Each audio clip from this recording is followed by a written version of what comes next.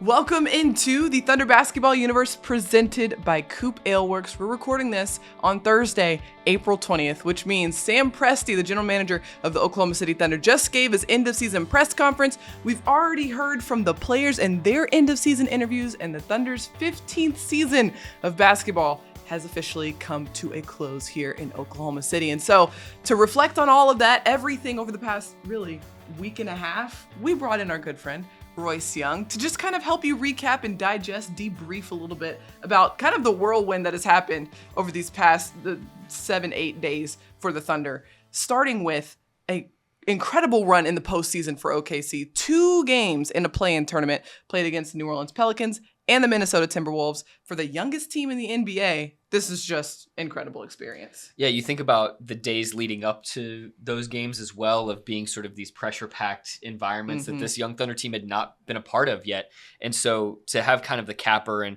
a bit of reward for this team and the effort that they put in all season long, to have those 2 additional experiences that are these do or die situations. And of course you go into New Orleans and you win that game in pretty dramatic fashion. And then you get the taste of the other end of that, Game 7 like feel, where you really just didn't have it up in Minnesota. I think those 2 experiences, in addition to the couple weeks prior to that, where they're playing in some of these must win games in order to make the postseason, extremely valuable in the long run. That's where my mind was going with that too, Nick, is that not to tease Sam Presti's availability, but we're going to talk about that. We're probably going to do that a lot. But that is something he mentioned as well, is that you can't overstate or overlook the experience that you gain in the month, or even whenever you started to realize and you started kind of taking a little bit of a side-eye look over at the standings and saying, hey, I think the Thunder are kind of in this thing. Those games begin to matter every single night, where you felt the energy behind it, whether it was on the road or home crowd, some of the anxiety that you feel of kind of knowing like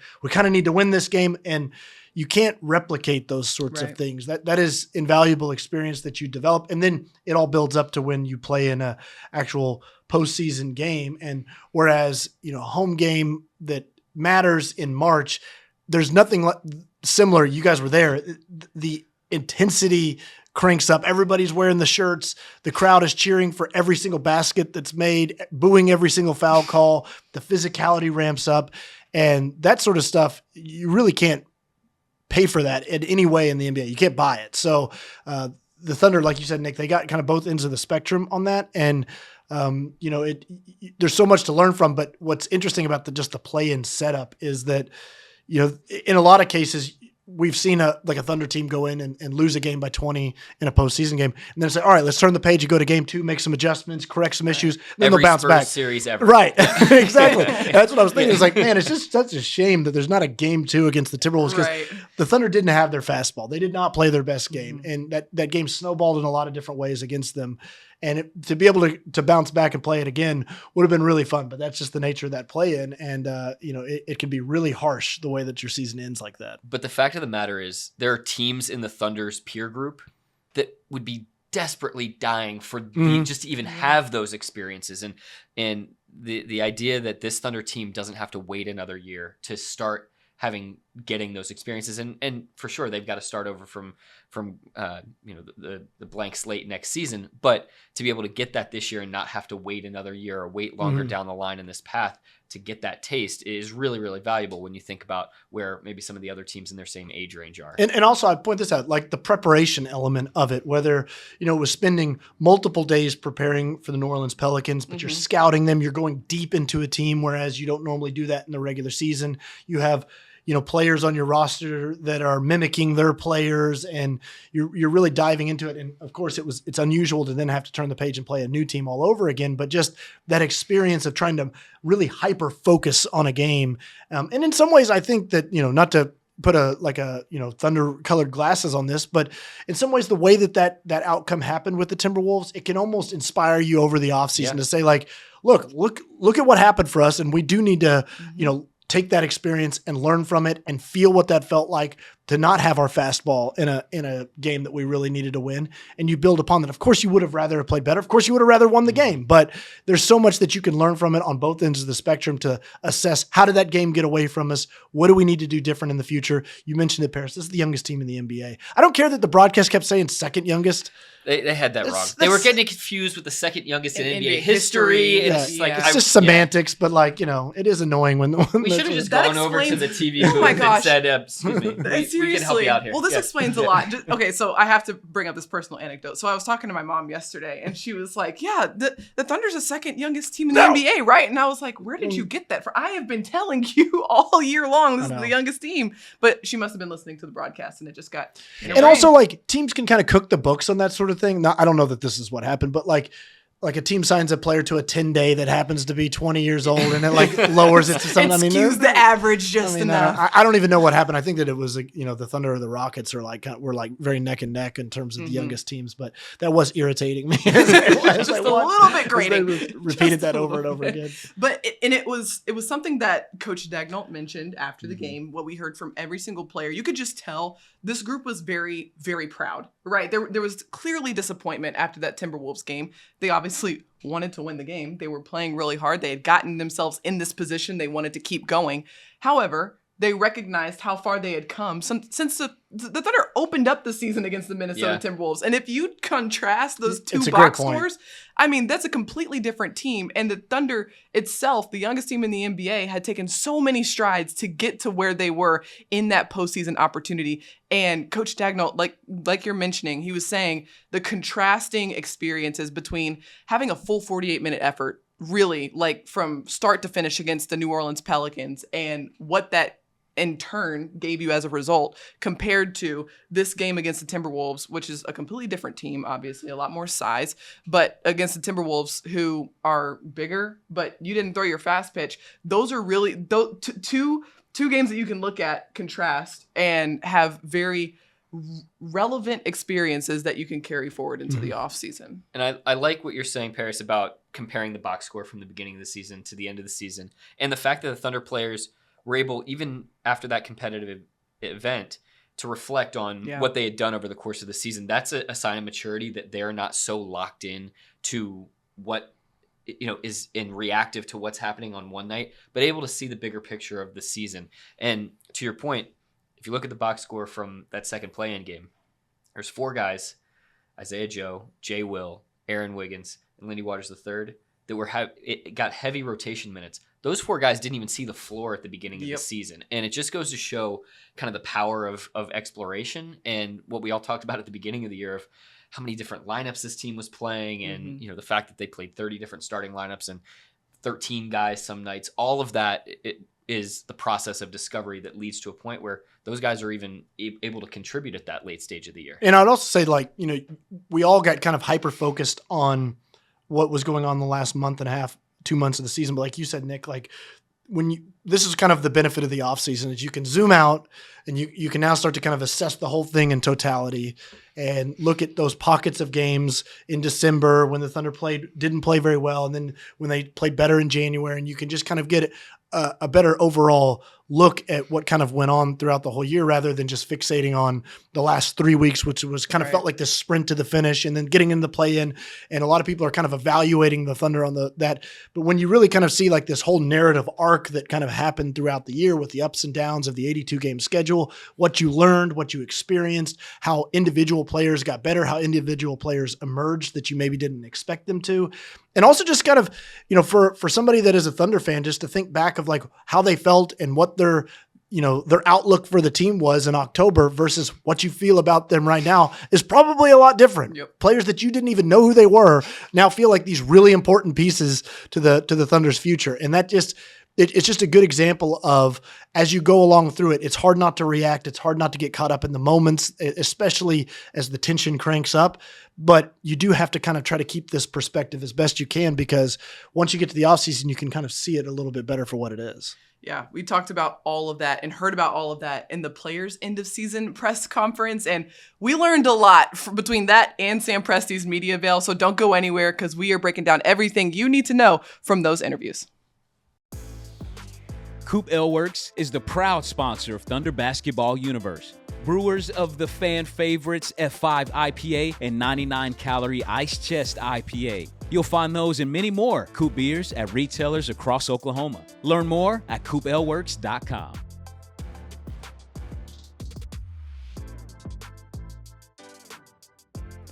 At the end of every season, the very next day after that final regular season game or final game of the season, every single player on the Thunder roster comes and sits down at the podium one by one, and the media gets to talk to them. And all three of us were in the practice facility this day, this end of season interview day, but I didn't see Nick at all. No, I didn't see Nick. I didn't see Royce. Like, ships passing in the night. But we were all there from probably 9 a.m. to 4 or something like that. Day. It was a long day. Yeah. You pack snacks, you pack some drinks to make sure that you stay sustained. But yeah, it was really interesting. I was in the main press conference room with all the players, getting a chance to talk to them. Where were you? I was in this little side room that we got. We have like a little backdrop that we have so that we can get these nice shots of these guys and get some answers that we need for feature stories that we're going to do throughout the course of the summer. Got to talk to Lou Dort about some of his defensive stance. Got to talk to Aaron and Trey about their buddy friendship. I'm not going to reveal everything that we got here, but we got some good stuff for some things that we can hopefully roll out over the course of the summer. Yeah, and it was fun because as the season ends, a lot of players, it's kind of a little more casual, especially your conversations. Yeah. And I've gotten to know the players really well over the last couple of years, but then you just kind of hang out. I was just kind of hanging out with them on the court, I guess I was like the hype guy, getting them ready to go in to talk to you, Paris, because getting them in like the right frame of mind, getting them fired up, convincing them that media is good. Yeah. It's going to be fun. You're going to love this. Is that like what you have to tell your kids before like the dentist? Yeah. I promise you, this is fun. You want to do this. Yeah. This is going to be really, really good. Yeah. So that was it wasn't what I was expecting to do. It's kind of what I ended up doing because each player would kind of come by and you just be like, oh, J-Dub's over here. And, he's a really sweet guy, really fun to talk to. And you just kind of end up in a conversation and you're talking about Marvel movies with him and what he wants to see this summer. And then he told us he wants to see Guardians of the Galaxy. Yeah, that's right. A breaking piece of news. We're both hyped for that one. We were talking about that. We were discussing how, I don't know what phase of Marvel movies are they even in right now. Is this like phase 4? I don't even know. You're asking the wrong two. We were discussing whether or not Marvel was still still had their fastball. Kind of felt like it has dropped off since Endgame, but I don't know. That was my take, at least. The way that this conversation has turned is exactly how wide-ranging these interviews are. Truly, in every interview, it ranges from what you're doing in the off-season, aka what movies will you be watching, to where do you feel like you grew the most this season. And for every player, every answer is different. But there's one through line which with every single player, and every single player was asked this question in some capacity, which was, what did you think of how much fun was it to play this season with this team in particular? Just trying to get at the idea of what we saw on the floor this season was a really tight-knit group. And from everybody, we've heard, it feels like a college team, feels like a high school team, feels like I'm playing with my brothers. And every single player had something to say about just how fun it was to play with this group in particular. And the fact that they're such a young team played a big role in that. Yeah, and the camaraderie is not something to be taken for granted. It's also not something that's guaranteed each season. I mean, even heading into next year, the guys are going to be different. They're going to have changed, grown, evolved. There's going to be new personalities and players coming into the mix. And so when you have it, just enjoy it. And you can always find ways to get back to it. I think that's something that the Thunder has proved over the course of time, that each team's personality can kind of take on a life of its own. And if they're intentional about it, they can really cultivate a pretty powerful environment for the group. It's very true, Nick, because, what happens in the summer for a lot of players, some stay here, some go their own ways. They all kind of have an off-season plan kind of curated for them. And of course they really dive into that sort of thing, but things change a little bit. They focus on elements of their game and they, repackage it and bring it back into training camp. And then it's all about kind of reassembling this and seeing how that sort of changes. And that's, again, spoiler alert, something Sam Presti talked about at his end of the season availability. But, you want a roster that can kind of absorb those changes. And that's what the Thunder did all season long really well with even, 3 lottery picks, even though one of them didn't play in Chet Holmgren. But you have these young players that you're able to add to a team, and it's still, you can amplify players, and that's always really interesting. And now that's what a lot of them talked about is, while they want to make individual improvements to their own games, I think what's really kind of interesting about this group, especially for a young team, is that they view those improvements within the context of the team. I thought that Shai had a really fascinating answer when he was kind of talking about his individual accolades and how as a younger player, and this is, I mean, Shai's still an extremely young player, under 25 years old, 24. but like as a younger player that he was, that he didn't quite fully grasp that like the team success, not just in terms of getting attention on you in terms of team success, but like the team playing better as a whole amplifies you personally. Right. Yeah. And that's something that he was able to really kind of understand at a higher level this season. And I think that's where a lot of the younger players are going to experience that themselves going through this summer and then leading into next year.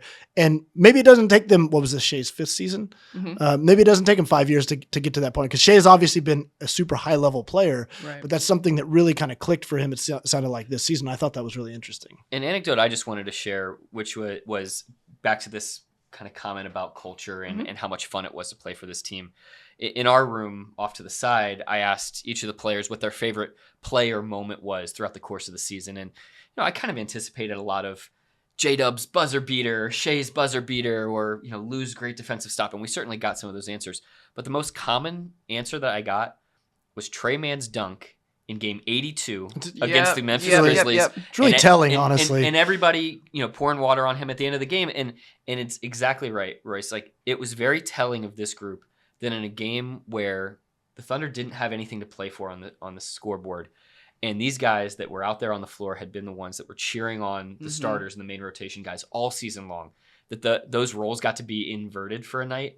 And they were so excited to see a guy like Trey thrive in that opportunity. And so I just thought that was really special and indicative of kind of the prompt that you put forward, Paris. Yeah, and it's such a mature group, and it showed up in really every aspect of the game, whether it's the poise that they showed down the stretch of some really close games, the composure they showed playing in a really hostile environment in the play-in tournament. And one person that got a lot of credit for this, for good reason, is Thunder head coach Mark Daigneault, who was not present for end-of-season interviews. We didn't get to talk to him, but it was for a good reason, because the Thunder announced that Mark Daigneault and his wife Ashley welcomed a baby girl into the world the very same day as those end of season interviews. And so the Daigneault family just grew by one. But yeah, he was not present for those end of season interviews. So congratulations, Mark and Ashley. Which congrats to Mark and Ashley for sure. But I want to clarify that the baby was born in Texas, but is not a Texan. All right. Yeah. We need to be clear. Yeah. Ashley is a assistant coach with the OU women's gymnastics team, and they were there for the national championships, Which they won, right? Which they won. 6 titles in 9 years. Amazing. Big time. Unbelievable dynasty that they have. But amazingly, she went into labor and had to have the baby in Fort Worth. And by the way, we landed in OKC at like 2:00 in the morning or something like that. I really want to know how this unfolded. Coach Mark was on the road at 5 a.m. Furiously driving to Fort Worth to be there in time, which he was. Oh my gosh. Yeah. That we were all like, we're not going to talk to the coach, but okay, yeah. I was looking at my watch, like, what's happening? Yeah, we got pushed back a little bit. We were like, I guess he's not going to make it. Okay, but yeah, that was a big piece of breaking news coming out of end of season interviews. And if we're on the topic of Coach Daigneault, I mean, we have to continue this because he obviously played a huge role in how the Thunder has been able to just cultivate this environment and this culture, this mentality of poise and composure. And he finished this year 2nd overall in Coach of the Year votes, which again, very well deserved. And every single player just had raving reviews about Coach and his ability to just kind of rally the troops. I think Josh Giddey said, if I could build a coach. Yeah, exactly. What he said, which is pretty high praise. But I mean, it is true. And you just talk about like the youth and the development of the team. Like Mark Daigneault has been, he's a young coach still by NBA coach standards. He's 38, I believe. And he has just himself developed over time. He's found his voice with the players. He's found a way to connect with the players while also simultaneously being pretty hard on them and holding them accountable. Coach Mark is somebody that is not afraid to tell you when you mess up. And, but he's also kind of got that like fatherly figure where you know that he's on your side. And I think that he really kind of finds an incredible balance with that. And clearly, Paris, like you're saying, it's resonated with the players. The way that they all talk about Coach Mark is pretty unusual, and they feel a really, really strong connection. And you talk about, where that kind of culture and environment is cultivated from. Obviously it comes from the top to the bottom, but with the coaching staff, they're interacting with these guys every single day and really fostering that mentality, Nick, like you're talking about with Trey Mann and that dunk. And I think that that's just something that just kind of can't be overlooked. And I think Thunder fans should be really proud of the fact that they have a coaching staff that really kind of embodies that type of mentality. And to a large degree, these players' careers, their lives are in the hands of Mark Daigneault and this coaching staff. By the way, this coaching staff has all grown and developed within the Thunder organization, just like these players have been brought in as well. And so players, when they feel like their life, their career is in somebody else's hands, they want somebody who has a clear vision, is committed to that vision, not just for other people, but for themselves as well, and isn't floating in the wind based on, whether things are going well, whether things are going badly, and is clear about the fact that there's going to be a challenge laid out in front of these guys. It's not a situation where guys are just being catered to left and right. We hear so much, is he a player's coach or not? Well, a player's coach is the one who tries to get the most out of their players, right, and not, cuddle them. Basically. Yeah. And there's a certain subset of players who really benefited from this, and I think it's the rookies in particular. Okay. Guys like Jalen Williams, Ousmane Dieng, and Chet Holmgren as well, who obviously missed the entire season. But we talked to J-Dub at the end of this season, and the one thing that he said was, I feel like the season went by so fast. For all of these guys, it was the most games that they'd ever played in a single season in their entire careers, and they all walked away better, obviously, having grown from it, but they learned so much. And I just always find it interesting to hear from the rookies after the end of their first season. Just obviously we got a chance to talk to them at the start of the year, and now at the end, just their body of work and then what they think and just how they digest everything at the end of the year is always interesting. Yeah, I would add to that, Paris. Like when you think about just like the way that this group has kind of evolved over time, and when you think kind of when this new process with the Thunder started basically 2 seasons ago, and the young players that were on that team, and then they've had experiences that kind of built up to this season, and they've kind of had their own personal jumps or breakthroughs or whatever that is, and where the current young players, rookies like J-Dub and Will, and even Chet, even though he didn't play, like they've had those experiences now that are going to kind of stack and compound, and like whether that was the play-in or the meaningful games down the stretch or whatever that is, just kind of getting integrated into the NBA atmosphere, like those add up to other things. And while I think everybody should be incredibly encouraged with how some of the rookies played this year, like they're just getting started. Oh, yeah. And like I think about a guy like Josh Giddey in his second season. He's a 20-year-old player, extremely young. But like he didn't get off to a great start this year. And I think a lot of Thunder fans were kind of like looking at Josh Giddey, and I saw a lot of chatter about him on social media. And I don't think people are really feeling that way about Josh Giddey anymore. They saw a player that had to figure some things out, had to readjust. He was on scouting reports now. Teams kind of knew about his no-look passing and his inbound passing and all these kind of elements about his game, and they made adjustments to him, and he had to figure out ways to impact the game in a new way. So like that same sort of thing is going to happen to J-Dub next year. Like J-Dub's not sneaking up on anybody now. He's on every scouting report. People know what kind of player he is. People know that J-Will can step out at the three-point line and shoot 40% from three. They know he's going to take charges. So you can't sneak up on people anymore. And so you got to kind of take those experiences. You had a great year, but now you stack them, you learn from them, and you grow into the next year. And guess what? Those things happen to Shea from time to time this Great year. point. This is a guy that's put together an all-NBA season, and there were shorter periods of times, halves of games or quarters of games or 2 games in a row that Shea needed to figure out some things and readjust and recalibrate. And so that's going to be the case for a guy like Josh Giddey again in year 3 as well. And it's a matter of continuing to adapt. And for a guy like Josh, as you're talking about, like the physicality that he displayed heading into the paint this year in comparison to his rookie year, much, much higher. Going to need to be even higher it could be better. in year Absolutely, 3. yeah. Yep. Well, before we move on to Sam's end of season press conference highlights, there's just a couple more things with players, their offseason plans. So we heard from Shea, Lou, Josh Giddey, and Sam hinted at it today when it comes to Aleksej Pokusevski. They all mentioned and hinted at the idea that they intend on playing this summer for their national teams during the FIBA World Cup. So we'll keep you updated on all that stuff throughout the offseason, as well as any summer league plans that get laid out. Should we talk about the highlights from Sam's press conference today? Sounds good. There are a lot of them. It was another marathon today. We're going to go line by line. Starting with minute 1. No, but there was so much to take away from this, as it always is when it comes to Sam's press conferences. And the biggest thing that I wanted to start with was just, obviously he mentioned the growth and the improvement that this team showed this year.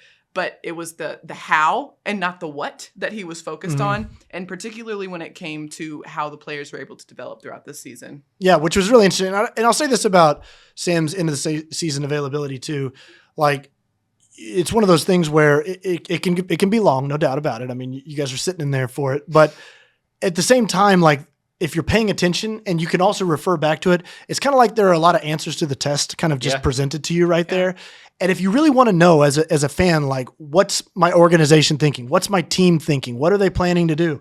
I want to know. Like, it's kind of right there laid out for you. Like, Sam is really transparent and really honest about a lot of different things in the way that the organization is thinking, feeling, all those sorts of things. So, like, you know, in some ways it's a lot of you guys' job to like distill it down to like snackable things. But one of them being, like you said, Paris, about just the developmental aspect.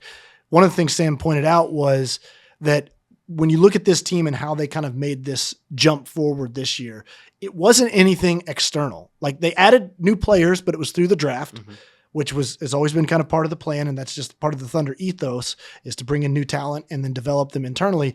But this jump, it wasn't done through free agency. It wasn't done through some blockbuster trade. The Thunder made a 16-win improvement almost entirely with internal development. And that, to me, is something unusual in the NBA. I think when you contrast that against other teams that made big jumps, there was something that was kind of like that sparked it. And so it really goes to show that whether it's just the young players themselves getting better, or it's a more veteran player like Shai Gilgeous-Alexander taking a big step forward in his own personal career, whether it's the coaching staff doing better, whatever it is, it's a hard thing to do, to take that step forward and do it internally. And the Thunder were able to do that sort of thing. And what I think fans have to understand is that it wasn't just this season that did it. And that's something Sam talked about early on in his press conference, is that you can honestly go back to 2 seasons ago when nobody was really watching, the 2020-2021 season. So many of those foundational elements were kind of laid during that year. And so a lot of times it can be those invisible moments where it's hard to see where those breakthroughs are coming from, but you kind of set the stage for it. And then you get something like this season where you do see that leap forward. Well, and to pick up on this, as you're saying, you know, the answers are to the test are in the press conferences. They're also in the previous press conferences, right? So the things that Sam Presti was talking about in 2020 about play style and ball movement, I mean, those are things that we're seeing come to fruition now. And sort of the lead to my story that you'll be able to see on OKCThunder.com by the time this podcast is up about Sam's press conference really leans into what Sam said at the beginning of this year, which he then brought up again at the end of season press conference. There were really 5 things that can put limitations on a young team.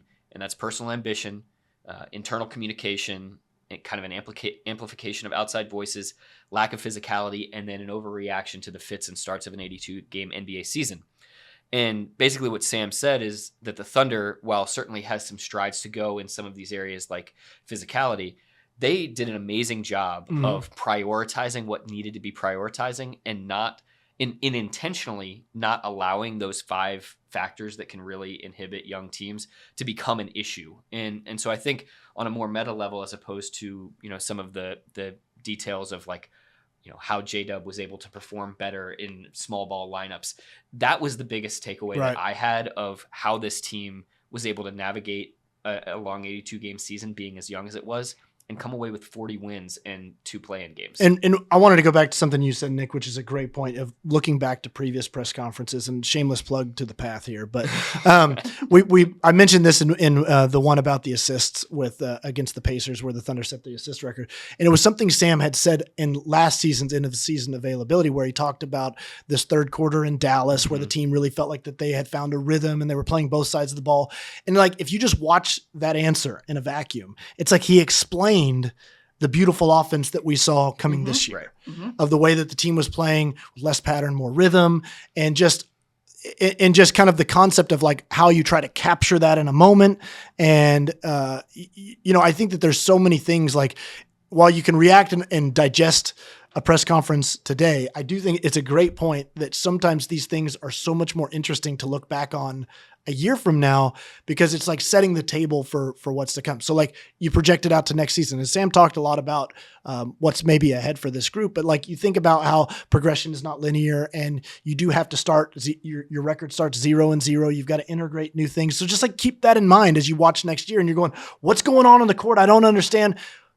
A lot of this was anticipated in a lot of ways. And you can almost go back to it and say, oh, I get it. And then also reflect back like, oh, I think that they know what they're doing, because he told me this last year and it all worked out as the season went along. So like on November 10th, if things don't look the way that you expect them to, go back, pull out the press conference and say and read the whole thing. but you can find something that might self-assure you a little bit. Another through line that is in pretty much every Sam Presti press conference is some music reference. Yeah. And I thought the one that was really important today was he talked about this team, playing a little bit ahead of the beat. And I think what he meant by that was like some of the results on the scoreboard were probably ahead of where a group this young with this much experience would normally project to be.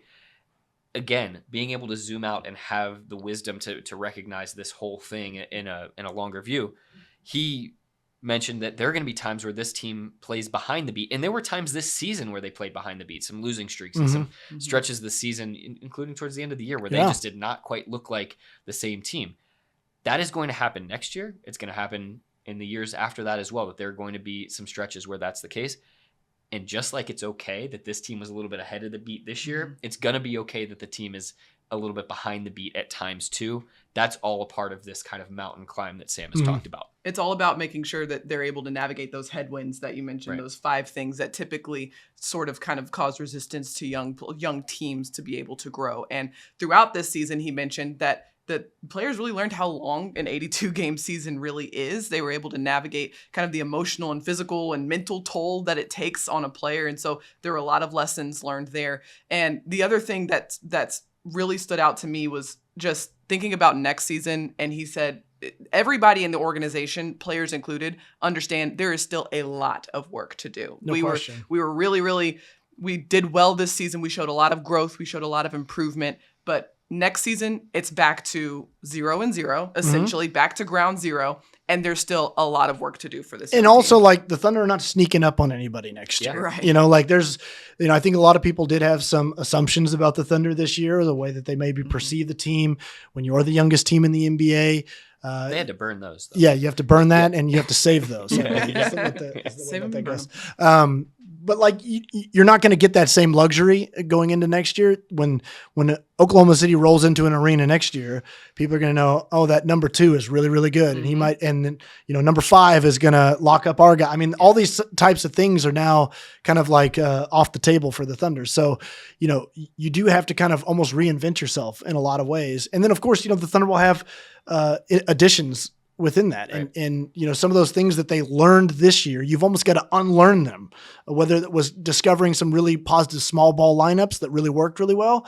Well, now you got to kind of unlearn those and find out how the new mixture of the team works within that context when you add a player like Chet Holmgren into this. So it's all a process that has to happen. Again, like not to like make you feel like, oh no, what's next year going to look like? You should be extremely optimistic about the team because you saw what they are capable of. You saw what kind of trusting in that process, so to speak, can tangibly result in. But when you believe in the approach and don't try to accelerate it, that's when you can get these really, really good things. When you try to accelerate something, it's when you can set yourself back. And that's something Sam talked about today too. And there's a level of humility that comes with that. And it also comes in the form of being able to absorb more talent, right? So we're talking about Chet coming into the mix, potential another lottery pick coming into the mix as well.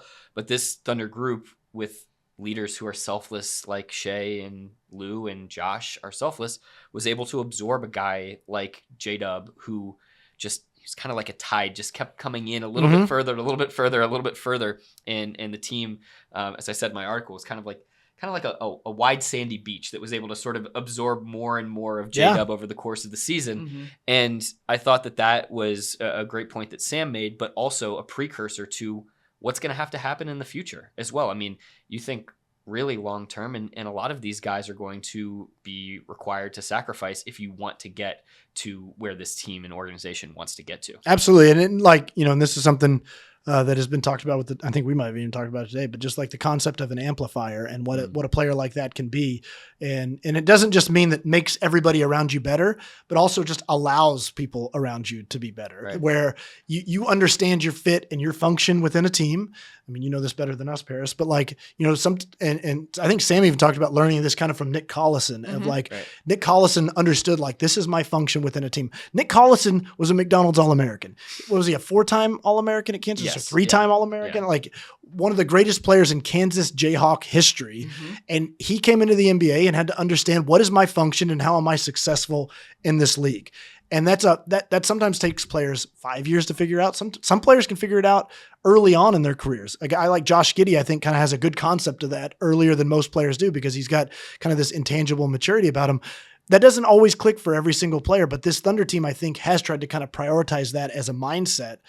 And that's kind of what an amplifier is it can allow players to flourish within the team concept without trying to make their own way and force the issue where they don't need to. Yeah, it can be problematic if you want to amplify yourself out there on the floor. You're worried about how you play and how you perform rather than how the team performs. And that's a hard thing, Paris, because for a lot of these guys, it's the first time that they're not the best guy on the team. That's what I'm thinking is that like Yeah. you're walking into the NBA but then again, you see like the way that the Thunder reward players with that type of mindset. Like I think of a guy like Aaron Wiggins that is such an unselfish team first type of player. And he just embodies what like a role player should be. And the Thunder obviously like adore that type of player and they have rewarded Aaron all season long. And so like, you think about a guy even like Lindy Waters, who is kind of about like the type of like culture and mindset the Thunder really pride themselves on, which is like internally developing and kind of doing things the hard way. And he's a guy that's on the court in a must-win game at the end of the year because those are the kind of guys that you can kind of believe in. A guy like Lou Dort, who earned a huge contract last year. So the Thunder have kind of a history of like betting on those guys, and I think that's something that's pretty unusual in the NBA today. Yeah, the thing that Sam kind of ended off his opening statement with was, we're staring down that next mountain. We see it, the second mountain. We are staring that sucker down. Yeah, is that the way? We've got it. Staring that sucker down. It's in our line view, and we're ready for it, and we're approaching it head on. And so there is so much to break down. As a matter of fact, Nick, I just want to open the floor if there's anything else that you wanted to point out, because you need to go read Nick's article that'll be out on OKCThunder.com, because there's a lot to cover here. There's one kind of arc that Sam talked about, and he said that, basically you have to have some good instincts as a player and as a team. And if you do, that allows you to just be in the game. And I think to that point, it's like, to be in this situation where late in the season you're gaining some really meaningful experiences. You gotta build up those experiences, and if you can actually learn from them, if you're a good learner, then eventually that will lead to wisdom. And if you've got some wisdom and you allow that to kind of percolate around the group, then you can have poise in the moments where, okay, you gotta win this game for seeding against Charlotte at home late in the season. You gotta win this game on the road to make the play. Like, that's the type of poise that you need when this team is really trying to scale the top of that mountain. Mm-hmm. For everything that we all saw this year and the excitement and everything, this team is still in experience gathering stage. Yep. Right. Yep. So it's just it was a nice reminder, I think, to recognize the grand scope of like what's ahead for this group, is that they're still trying to accumulate these experiences. They're gonna have to learn from them next. They're going to have to actually be able to gain some wisdom from that learning. And then once that really starts to coalesce and the group has those experiences all together, the shared scars that we've talked about for so many years here in OKC, that is when sort of that poise in those biggest moments can come in. It's a valuable perspective because the Thunder A has gotten a lot of different, very diverse experiences this season. And secondly, we sound like broken records when we say this is the youngest team in the NBA, but we mean that in the sense that this team still has so much runway ahead of them. And if you look at what they've been able to do in the last 2-3 years, you should be really encouraged this offseason heading into next year about what they can do next and the next steps that they'll take. So with that, please be sure to go to OKCThunder.com. I've got an article on everything that the players said in their end of season interviews, and Nick has an article on everything that you need to know from Sam Presti's media veil. So make sure that you keep it locked there, and of course on OKCThunder.com. Now, what's on tap for this team? Well, it's the off season. So J-Dub said he's going to sleep. And so I second that motion. I think we're all going to get some rest this off season, but we will keep you up to date on everything that you need to know leading into the draft, summer league, any World Cup information, and any other updates that come up this off season. So be sure to keep it locked on the Thunder Basketball Universe podcast. Hey, Royce, thanks for joining us today. You bet. This My has pleasure. been so Thanks, fun. Royce. Happy off so season. Great. Happy off season. And thank you so much for watching and listening. Be sure to like, rate, and subscribe wherever you get your podcasts. Thank you so much to our producer, Matt Bishop. And until next time, Thunder up and catch you later.